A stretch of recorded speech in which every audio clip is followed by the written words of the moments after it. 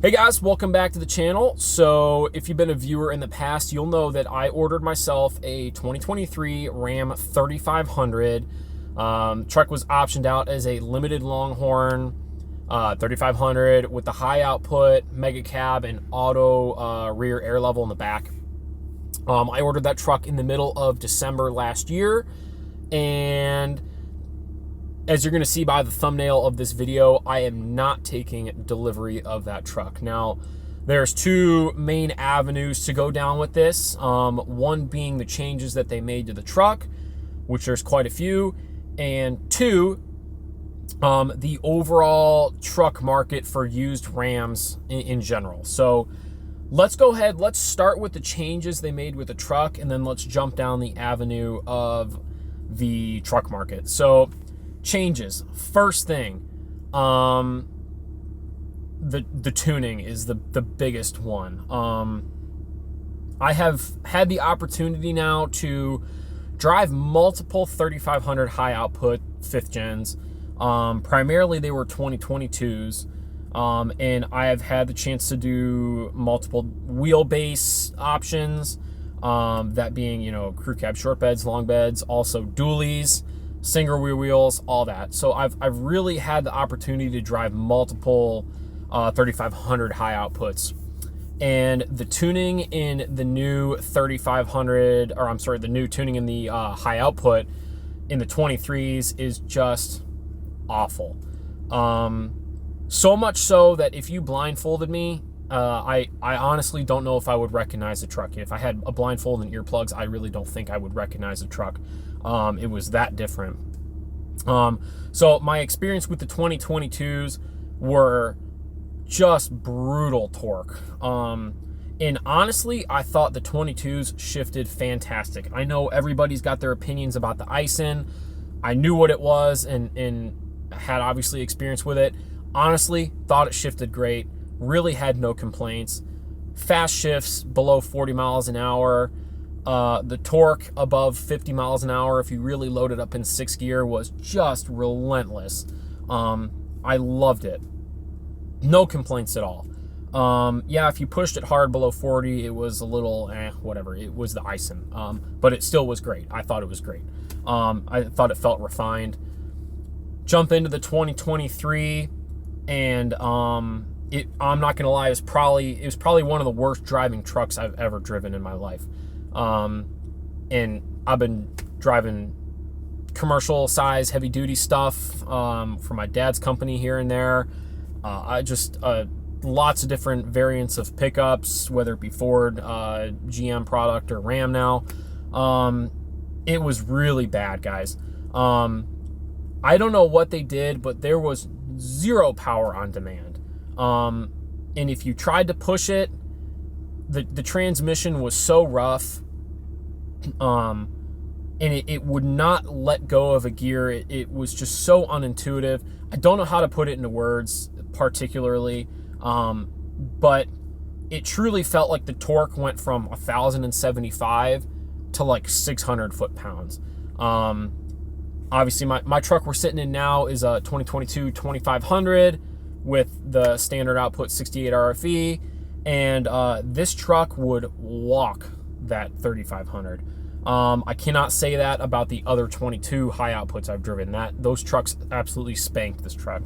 Yeah, it was just terrible. The tuning was awful. I don't know if it was particularly just transmission tuning or engine tuning, or both. But a channel I really like watching, PD Diesel, he's kind of gone over like 2021s were the most brutal, raw power. 22s, they made him a little more reserved. And then he just made a video a while ago, 2023, how basically it's progressively gotten more and more, I guess, reserved was the word that he used. And I was like, well, if the 22s are reserved, the 23's got to be great, even if it is a tad bit more reserved. But no, the fueling and it was just atrocious. I would never want to daily drive that truck. I would happily daily drive a 22 ISIN. It was bad. So that's the biggest change. I'm not going to say it was undrivable, but it was the worst driving pickup I've probably ever driven. So next thing, a lot of little changes that just pissed me off. We'll start with the cockpit, right? No more wood on the steering wheel here, and the new digital dash is probably one of the biggest hunks of junk I've ever seen in my life. I'll actually show you guys right now. Here's what I'm looking at, right? Nice, beautiful wooden steering wheel. I love my gauges, right? Good old-fashioned analog, and they're just beautiful with the gold embroidery on the outside, like the saddle style thing.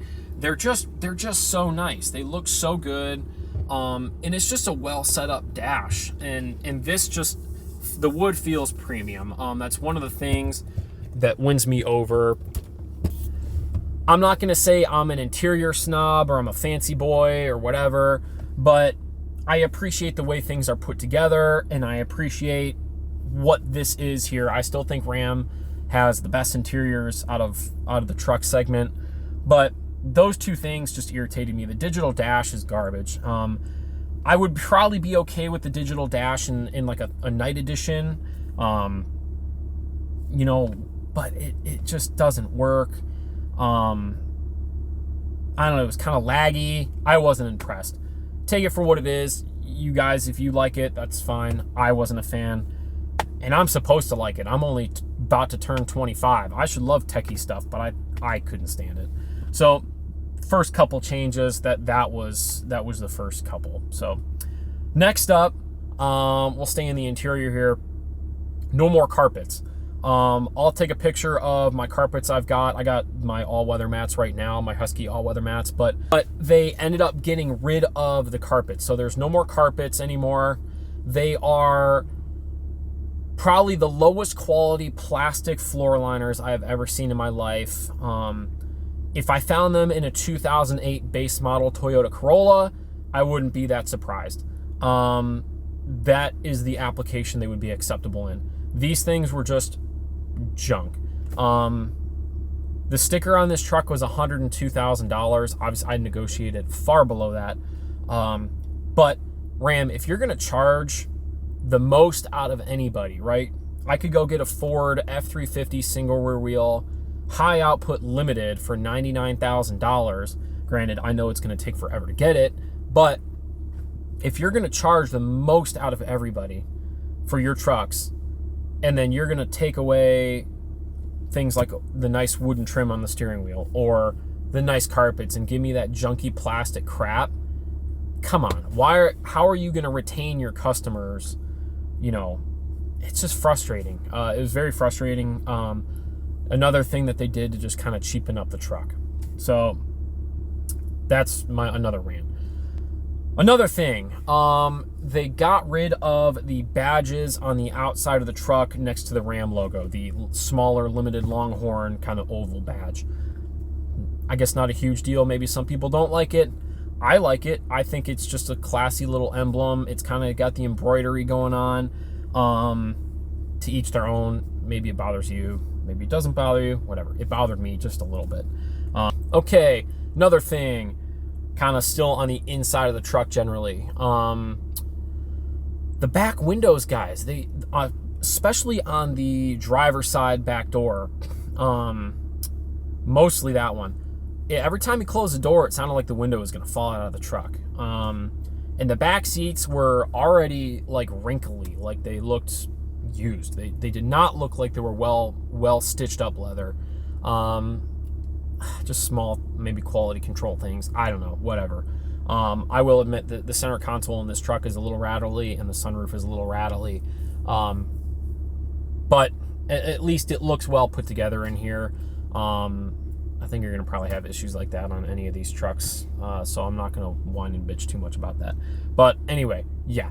That just irritated me a little bit. It sounded like the window was going to fall out of the thing, which is like, come on, brand new truck. Okay, next thing. GVWR.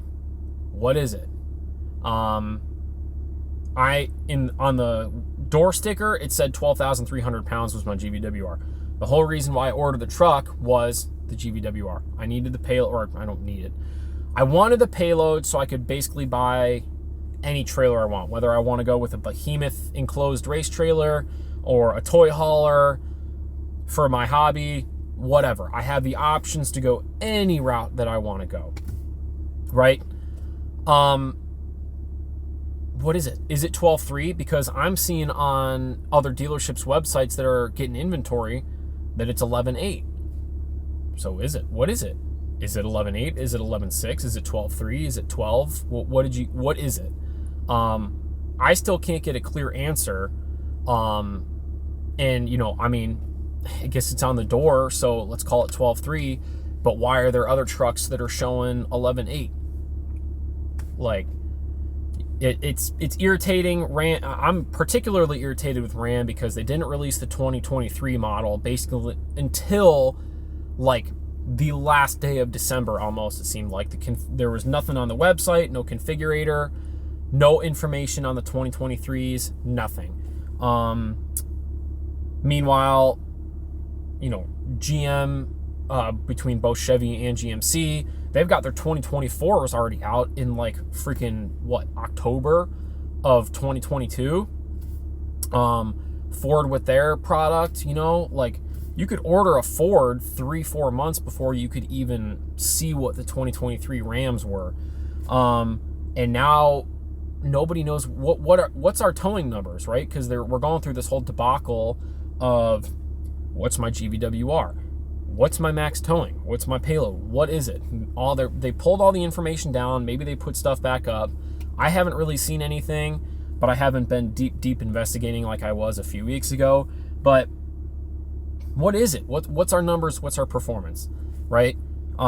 Sorry guys, camera got a little hot there for a second, but anyway, yeah, that's pretty much my rant about the GVWRs and the payloads and towing and yada yada yada. I've talked about it. I made the video. Still just no clear information, so very frustrating. But anyway, that's kind of the changes with the truck. It just, I'm not impressed with the small changes that they made. I'm not happy. I'm not impressed for the amount of money that they're asking for their trucks.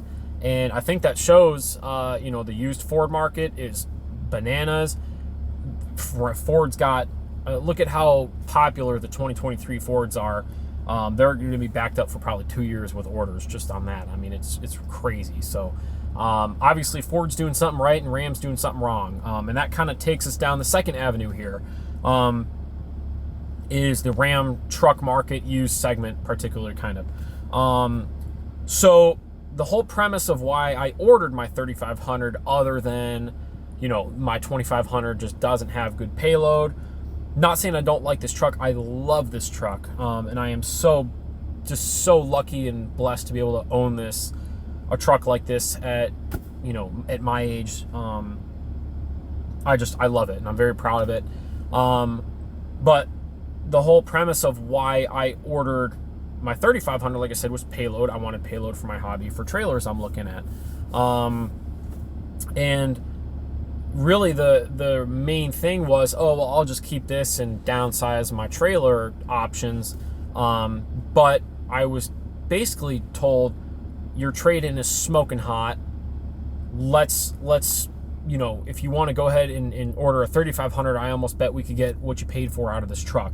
I'm like, okay, that's the only reason why I'm going to order the truck. I'm not ordering the truck to have a bunch of out-of-pocket expenses on the next one.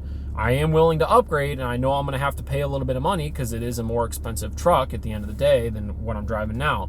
But if the trade-in is ballpark what I paid for it, I'm all about it. Let's do it. So went ahead, went through with the order.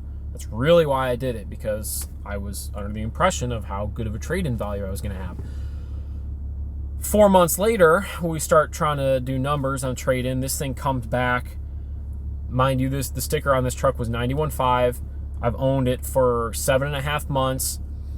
I've paid off almost 25% of this truck in 7.5 months from when I bought it. And I'm going to have, my trade-in came back at $70,000. So I'm going to have a ton of negative equity already. Now, I know you get your tax savings with the trade-in in Ohio here. I don't know if it's different anywhere else. But still. And my dealership did the best they could with trying to work out some numbers. They came down even more on the price of the truck, up on the trade-in. Found some rebates. I got no problem with the effort that they tried to make, but the market has just collapsed on these trucks.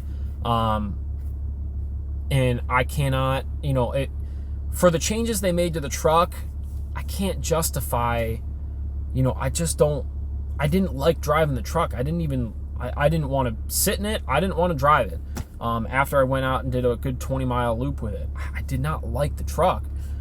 So for, almost $30,000 to upgrade out the door, that's not worth it to me. I'll deal with this truck.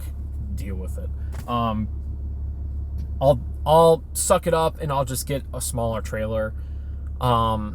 Instead of taking a $25,000 hit, I'll enjoy what I've got. I'll drive this more, and I would much rather wait and then take my depreciation hit if Ram comes out with a new truck in 2024 and go from there, instead of getting this 2023 that I don't even like, and then jumping in from a 23 to a 24. I'd rather just give it the rest of the year and then see what Ram does from there and try out getting a new truck for the 2024 model year. Hopefully they make the right changes. 8 or 10 speed, 1,200 foot-pound of torque. Let's go. But yeah, anyway, so that's why I'm not taking delivery of this truck, guys. Between the changes they made and I don't like the changes, and the market falling apart on these trucks and just not being worth it for the financial move right now, I'm going to go ahead and just stick with this truck.